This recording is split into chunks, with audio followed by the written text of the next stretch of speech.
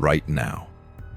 As you watch this video, somewhere over the United States, a plane is flying in circles. It has been doing this, without interruption, for decades. On board, a 4-star general, nuclear communications technicians, a battle staff of 112 people, and a secure case. That case contains the targeting coordinates of 1,700 active American nuclear warheads. The plane is called the E-4B Nightwatch, its unofficial name, the Doomsday Plane. There are 4 of them. All 4 are always ready. One is always in the air. Their mission is simple. If Washington D.C. is destroyed, if every military command center is gone, if the president and every successor is dead, this plane is still flying. And from this plane, someone can still give the order. The question no one talks about is this: Who is that someone? In the next 11 minutes, I am going to show you 3 things. First, what is actually inside the E-4B Nightwatch. Not the military specs, not the weight, the rooms, the people, what they do all day, waiting for something they hope never happens. Second, the nuclear football, the black case that follows the president everywhere. What is actually inside it, and the one thing about it that nobody tells you. And third, the question at the center of all of it.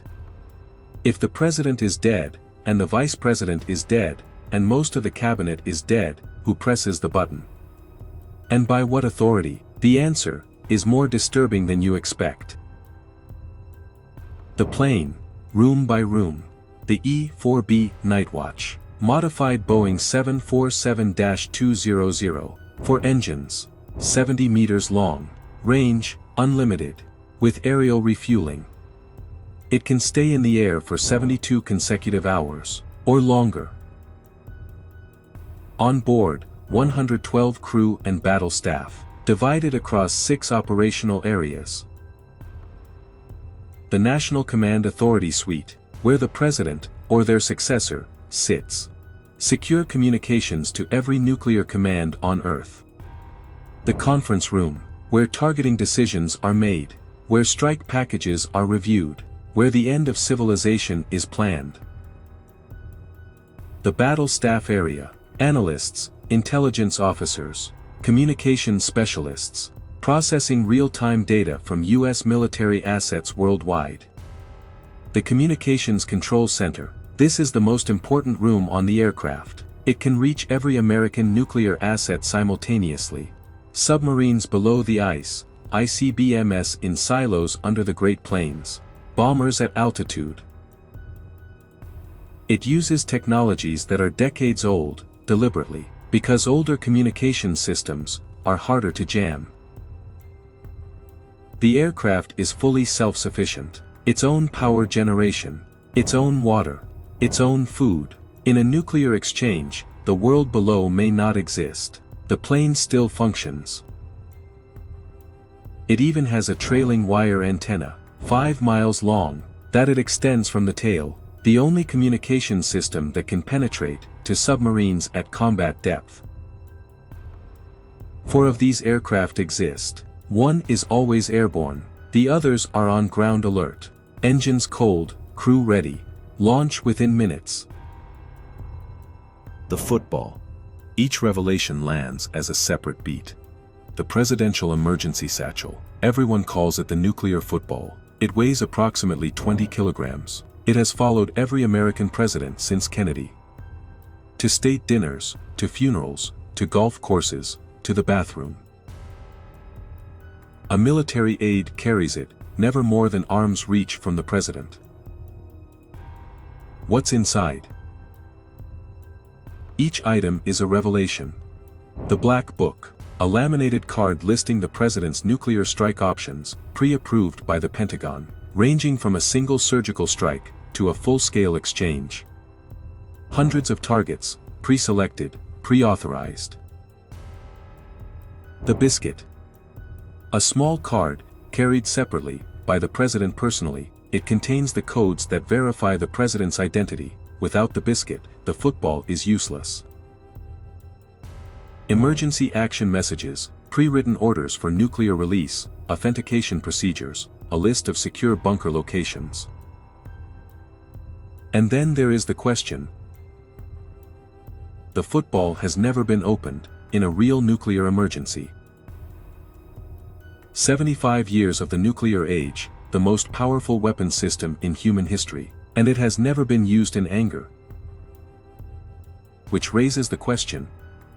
If the president is killed in a first strike, before they can reach the football, before they can give the order, who decides? The answer is, a chain of succession. Vice President, Speaker of the House, President pro tempore. Then the cabinet. 18 people deep. But here is what the chain assumes, that someone in that chain is alive, that someone is reachable, that someone has their biscuit. In a genuine nuclear first strike on Washington, none of those assumptions are guaranteed. Which is why the plane exists. And why the people on board have pre-delegated authority. The full system. Build the full picture systematically. The 4 E-4B Nightwatch aircraft are not standalone. They are the airborne component of a complete nuclear command architecture. Raven Rock Mountain Complex, Site R, the Pentagon's underground backup. Southern Pennsylvania. Connected to Mount Weather, connected to the E-4B network. STRATCOM, U.S. Strategic Command, Offutt Air Force Base, Nebraska. The nerve center that manages all nuclear weapons. It too has underground command facilities. It too has its own airborne command aircraft. The Ohio-class submarine fleet, 14 submarines, each carrying up to 20 Trident missiles. Each Trident missile carries multiple warheads. Each submarine is, by itself, more destructive than every weapon fired in World War II combined. They are at sea, right now, undetectable, unreachable, waiting. The Minuteman III ICBM force, 400 missiles in hardened silos. Beneath Montana, Wyoming, North Dakota, each one can reach Moscow in 30 minutes. This entire system was designed with one purpose. To ensure that no first strike, however devastating, however total, could prevent the United States from launching a second strike. The doctrine is called mutually assured destruction. The acronym is deliberate. MAD. The entire architecture rests on one principle: the certainty of retaliation is what prevents the attack. The plane in the sky is part of that certainty. As long as it flies, no first strike can be clean. No first strike can be complete. No first strike can go unanswered. As you finish watching this video, that plane is still up there, flying in circles, with 112 people on board, waiting. They have been waiting since 1974, every day of your life, every night, without interruption. Think about what that means. We didn't build this plane as a precaution, we built it as a certainty. Because the people who built it genuinely believed that they needed it. That there would come a day when Washington would burn, when the chain of command would break, when someone on a plane would have to give the order. They built the system to survive that day.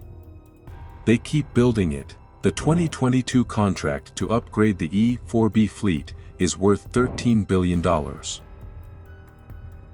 Here is the question. If we genuinely believed the apocalypse was never coming, would we keep building the plane? The plane is still in the air. What does that tell you about what we still believe? 3 times in 21 years, the world came within minutes of nuclear war. 3 times, one ordinary person stopped it. None of them were rewarded. Watch. The 3 who saved the world.